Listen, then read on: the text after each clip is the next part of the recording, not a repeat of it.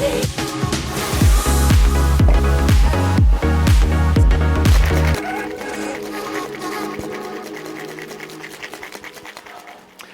guys, welcome back to Deja Vu. Thank you for joining me. Today we are going to be doing a riff on the classic Cosmo, which was made famous by the TV show Sex and the City in the late 90s, I think it was.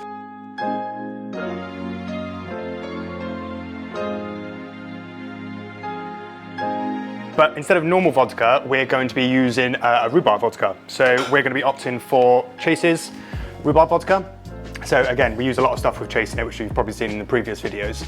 They're a distillery not too far from our restaurant. So we like to use local where we can, and their products are amazing. So go check them out definitely if you haven't already. It's a super easy cocktail to make at home. It doesn't require, making a syrup or anything like that. It's 4 ingredients. So you're literally just gonna need your rhubarb vodka. We're gonna opt for Cointreau on this one.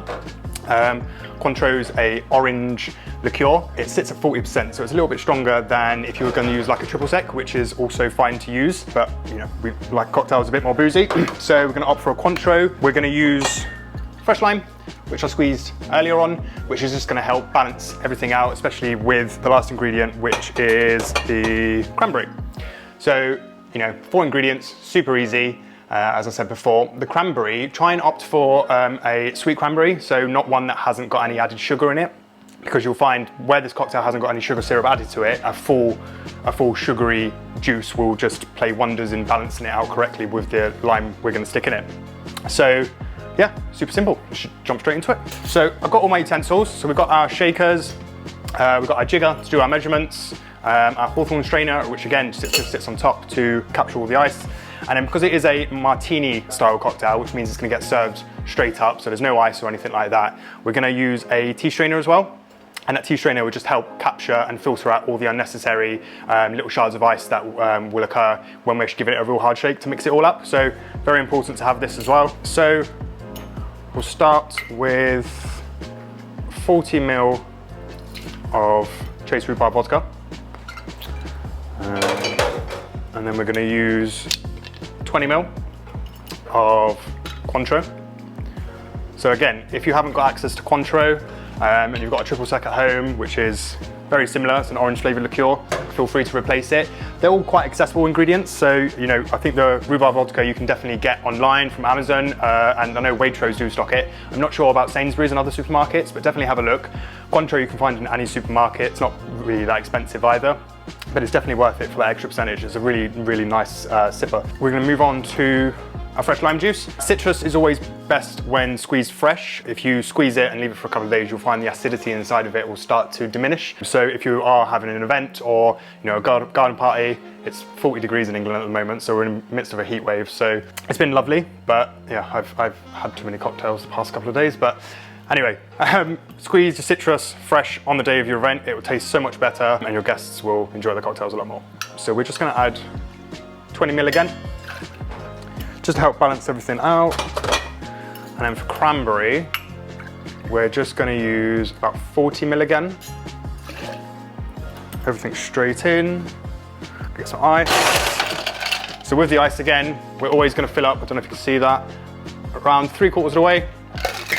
Literally straight on, give it a good tap, make sure it's on.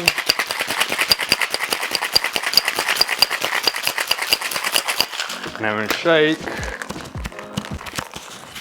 Oh, I've got the dodgy, there we go. So we're gonna take that off and then grab our glass. So I've opted for a Nick and Nora. You can use a martini glass if you want, or a coupe. I just think these little things are things of beauty. They're one of my favorite glasses and they look so sophisticated if you're having a party or something like that, and they really do stand out.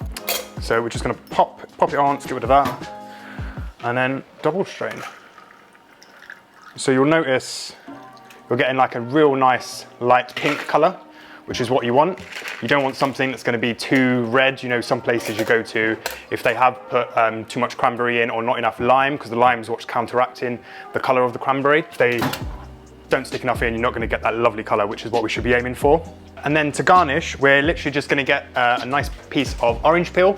So I cut this off earlier. With the oranges, you're gonna want a real nice, not too ripe orange, nothing that's really soft, because we're just gonna cut the peel off really nice and thick, and then we're just gonna squeeze it over to release all the nice oils that come from the orange. You can put a lighter or a match in front of it, because traditionally they do kind of like flambe it to like burn some of the oils on top of it, but we don't do that in the restaurant. I'm just gonna pour it all, squeeze it over, so you'll get a nice effect. I don't know if the camera will pick it up, but I'm hoping it will.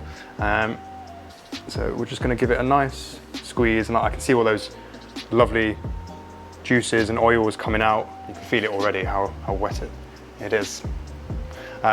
So we're literally just gonna put it on the glass, one more spritz, and then we're just gonna pop it in. And that's that, ladies and gentlemen. Nice rhubarb Cosmo using Chase's rhubarb vodka. Cheers.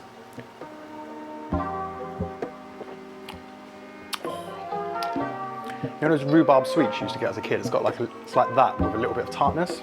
So good, yeah, so good.